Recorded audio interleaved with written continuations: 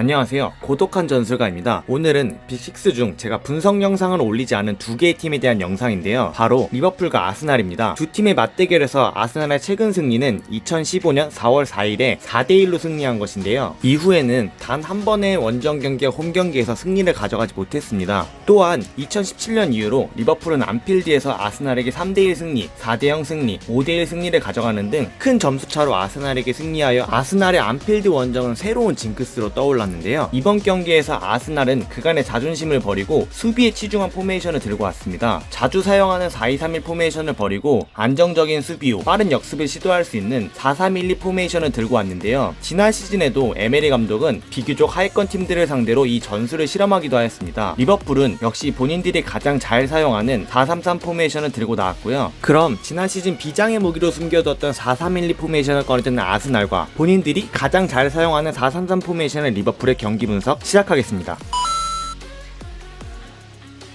아스날은 이날 4-3-1-2 포메이션을 사용하였습니다. 중앙에 비행두지, 자카, 윌록 선수가 3볼란트를 구축하고 셀바요스의 타라파쿠 패스, 자카의 후방 롱패스를 주력이 빠른 페페와 오바메양에게 뿌려줌으로써 선수비, 후역습이라는 경기 컨셉을 가지고 나왔습니다. 때문에 높은 압박을 가져가지 않고 공간을 주지 않도록 낮은 위치에서 지역 수비를 보여주었는데요. 또한 리버풀의 강점을 알고 있기 때문에 빌드업을 하다가 공을 뺏겨버리지 않게 롱볼과 몇 번의 패스로 전방에 연결하는 방식으로 공격 전개를 하였는데요. 이러한 방식들은 리버풀의 전술에 대항할 수 있는 세 가지 옵션 중 하나입니다. 첫 번째는 전방 압박을 벗어날 정도로 훌륭한 빌드업과 탈압박을 가져가거나 아스날처럼 빌드업 과정 자체를 거치지 않고 전방으로 연결하는 방법. 그리고 마지막으로 리버풀의 실수입니다. 다들 아시다시피 리버풀의 공격력은 최고라고 할 수 있는데 그럴 수 있는 이유는 양쪽 풀백의 높은 위치 선정으로 인한 공격 가담이 한몫한다고 할 수 있습니다. 때문에 리버풀의 뒷공간은 항상 공간이 생길 수밖에 없는데요. 하지만 최후방에는 아시다시피 반다이크와 마팁이 든든하게 버텨주고 3명의 미드필더 중 1명 혹은 양쪽 풀백들이 미친듯이 내려와 수비 커버를 도와주기 때문에 매우 높은 위치 선정을 가지고 있어도 실점이 적은 이유이기도 합니다. 그렇기 때문에 아스날은 전방에 2명의 발빠른 포워드를 배치시킴으로써 리버풀이 높은 위치 선정을 할 수 없게끔 하여 리버풀의 공격력을 약화시키려 했습니다. 덧붙여 아스날은 볼탈치 후 롱볼을 통하여 2대2 혹은 3대2 상황을 만들어 본인들에게 유리한 공격 전개를 만들려고 한 이유도 있습니다. 요약하자면 아스날이 투톱을 쓴 이유는 리버풀의 뒷공간이 약점으로 삼았고 원톱으로 리버풀 센터백 2명을 벗겨낸다는 것은 다소 무리가 있기 때문에 투톱으로 리버풀의 공격력 약화와 더해서 공격 전개 시 원톱보다 유리한 상황을 연출시킬 수 있기 때문이라고 할 수 있습니다.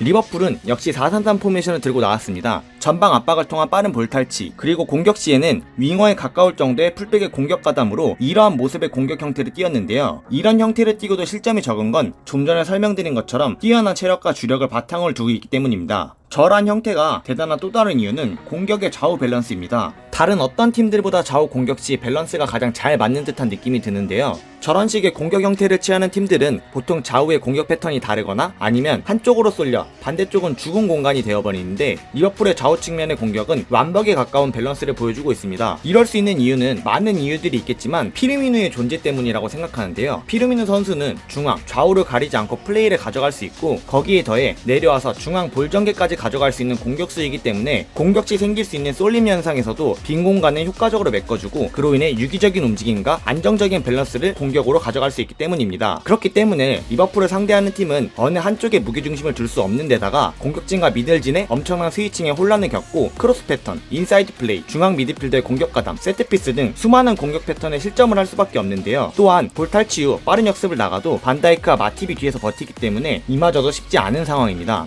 공격이 강한 팀이 이기지만 수비가 강한 팀은 우승한다라는 명언이 무색하게 공격도 강하고 수비가 강한 팀이 현 시점의 리버풀이라고 할 수 있습니다. 그렇기 때문에 전술의 변화를 주기보다는 기존의 전술을 사용하였습니다.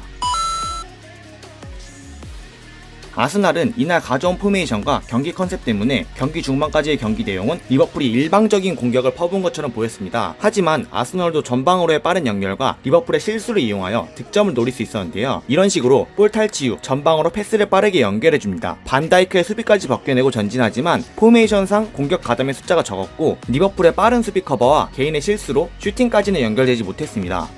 두 번째 장면은 리버풀의 실수인데요. 아드리안 골키퍼와 반다이크 선수가 의사소통이 서로 되지 않아 위기를 초래하는 장면입니다.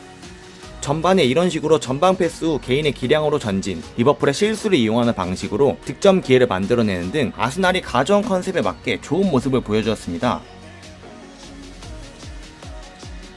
하지만 리버풀도 전방 압박 등을 통하여 꾸준히 공격 기회를 창출하였고 위협적인 장면들을 만들어내면서 비등비등한 전반전 경기 양상을 보여주었는데요.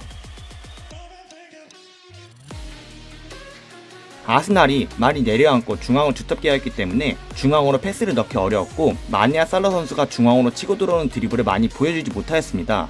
때문에 풀백들이 높은 위치로 전진하여 아스날의 측면 미드필더를 끌어내고 박스 안에 3명의 포워드가 전진하여 크로스를 하기도 하고 밀집 수비를 해집어 놓기 위하여 순간적인 미드필더의 침투 장면이나 선수들끼리의 스위칭, 중거리 슛 등을 가져갔는데요. 하지만 아스날은 정말 잘 막아냈습니다. 그렇지만 문제는 세트피스였는데요. 190의 2명의 거구가 귀행두지와 소크라티스 선수를 앞뒤로 짓이겨버리고 유유히 득점에 성공합니다.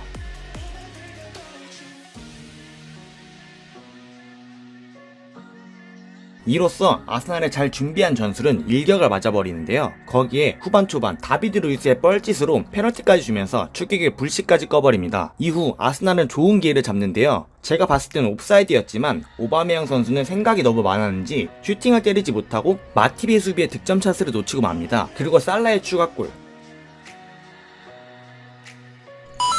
경기는 3대0으로 기울었고 리버풀은 다음 경기를 위한 체력 안배와 부상 복귀 선수들의 폼을 끌어올려주기 위하여 미드진과 포워드진을 교체했습니다. 아스날도 라카제트, 토레이라 등을 투입하면서 공격적으로 나가는데요. 결국에는 아스날의 득점이 만들어졌지만 시간은 84분. 경기를 뒤집기에는 시간이 너무 모자랐습니다. 결국 내려앉은 리버풀을 상대로 별다른 위협적인 장면을 만들어내지 못하고 경기는 끝나게 되는데요. 개인적으로 아스날이 전술을 잘 준비했지만 어쩔 수 없는 세트피스 실점, 루이스의 뻘짓들로 전방 막판부터 후반 초반부까지 연이어서 실점을 했기 때문에 준비한 전술이 빛을 보지 못했다고 할 수 있습니다. 리버풀도 3연승을 거두었지만 3경기 모두 클린시트를 기록하지 못하였고 후반 막판으로 갈수록 수비에서 불안한 모습을 보여주었는데요. 앞으로 이러한 점들을 계산해서 남은 35라운드를 치른다면 이번 시즌 우승할 수 있겠죠? 제가 준비한 영상은 여기까지인데요. 재미있게 보셨다면 구독과 좋아요 버튼 부탁드립니다. 또한 피드백과 요청사항들을 댓글로 적어주시면 다음 영상을 만들 때 참고할 수 있도록 하겠습니다. 이상 고독한 전술가였습니다.